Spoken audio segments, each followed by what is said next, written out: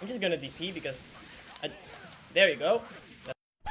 Hey there, Dr. Diego here to explain exactly what a DP is. You may have heard of this and didn't even know. It originates from the very famous Street Fighter series with a move called Rising Dragon Fist, or Dragon Punch as we call it now. However, you may know the Japanese name, Shoryuken! These types of moves are completely invincible, so it's a very handy way to get someone off of you. But be sure to hit it, because if you don't, you're in for a world of hurt. Okay, he's gonna want to get that Bardock out, so I'm gonna prepare and try to 2H it.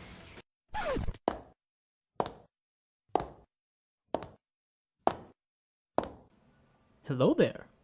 Quote unquote Dr. Diego's back to explain what the hell I mean when I say 2H. In the fighting game community, people use the number pad notation and LMHS. And what is that?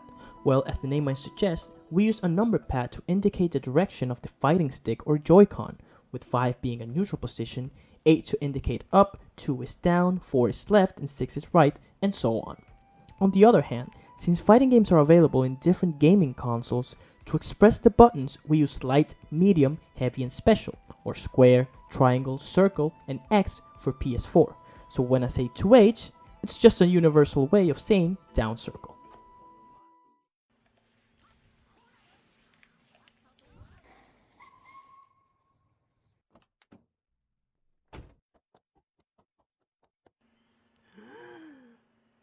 Has this ever happened to you? You're playing, you block a move, and there's a pause. So you say, I'm gonna lightly press the good old square button. And then you get hit? Well, have I got a product for you. It's called frame data. And before you click off this video, bear with me. All moves have startup, recovery, hit stun, and block stun.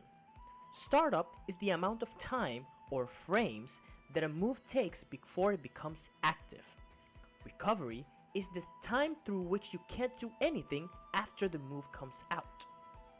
Hit stun is the time the opponent remains unable to move after getting hit, and block stun is when they block it.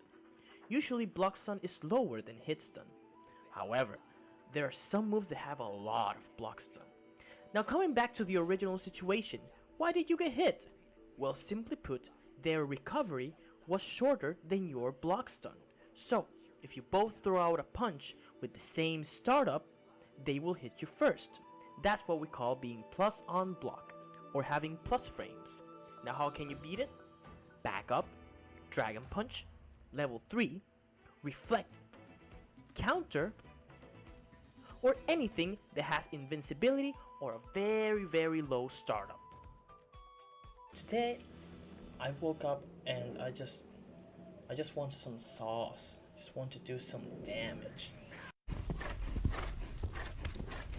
Whoa! Howdy. Let's talk about damage. How come some combos do more damage than others even though they have the same amount of hits? Well, there's something called damage scaling. As a combo goes on, the damage that each hit does starts to go down, so that it's not easy to do an insane amount of damage every time you get a hit. Some combo starters, since they are faster or easier to land, scale quite quickly. These are light starters, grabs, or jumping attacks. On the other side, we have the slower attacks that scale slower, which results in a higher damage combo. These are mediums, heavies, some special attacks, and the second hit of light auto combo. So beware, because if someone is going full monkey and just mashing that square button like a fucking Neanderthal, and you get hit by that second punch or kick, you might just end up dying. Hi, I'm Dr. Diego. He's been saying neutral this and neutral that since day one, and he still hasn't explained it. How very neutral of you. What? Well, allow me, Dr. Diego, to do what regular Diego couldn't. There are basically 3 states of being in a fighting game like Dragon Ball FighterZ: neutral, pressuring, and punishing.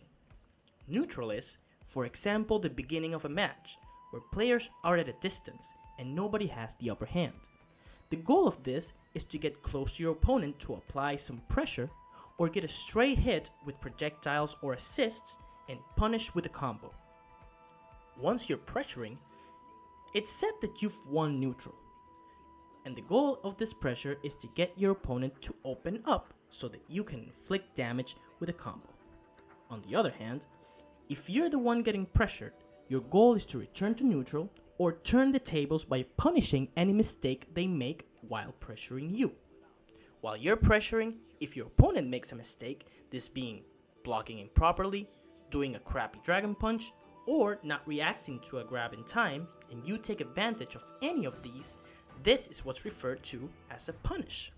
Well, now you know. Go out there and win, pressure, and punish your way to victory. We're gonna fight not a Broly main who uses 2 Brolys. Okay then, today we're gonna do a challenge. We're gonna try to fight without using Super Dash. Super Dash is the best neutral tool in Dragon Ball FighterZ.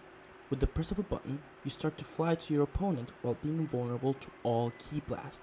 It has great tracking, but be careful when to use it, because someone who is good can easily punish it. And today, we're finally going to do the challenge, the no bar challenge. Ki, the life essence of Dragon Ball. It's what allows fights to go from common fistfights to explosions of speed and destructive power. And it's all represented by that little bar right there that goes from 1 up to 7. It lets special moves become more powerful. It gives us defensive options like guard cancel and combo extenders like vanish. But most importantly, it allows us to release planet-busting supers. And depending on the character, you can perform supers that cost 1, 2, 3, 4, 5, 6, or even 7 bars in order to completely annihilate your opponent. Yes, one of 2 options. Level 3 or Spark. I'm just gonna safe jump. Hey, wanna know what a safe jump is? Well, I'm gonna tell you either way. When your opponent is down, you can time an attack just as they get up and hit them. This is called a meaty attack. A regular meaty can be beaten with a frame 1 invincible move. However, when you meaty your opponent with a jumping attack, if you do it close enough to the ground, you're able to block by holding back. That's because the meaty doesn't actually connect and you touch the ground before their attack comes out. It's really useful when you want to apply some safe and responsible pressure. There you go. You see, beams are stronger than Ki Blasts. Why didn't you use that in the tournament? The doctor is back, baby! And this little boy recently went to a major tournament and got demolished by not knowing one thing. Move priority. Ki Blasts, for example, have 4 levels of priorities. Regular Ki Blasts, which are the weakest and can be beaten with Super Dash.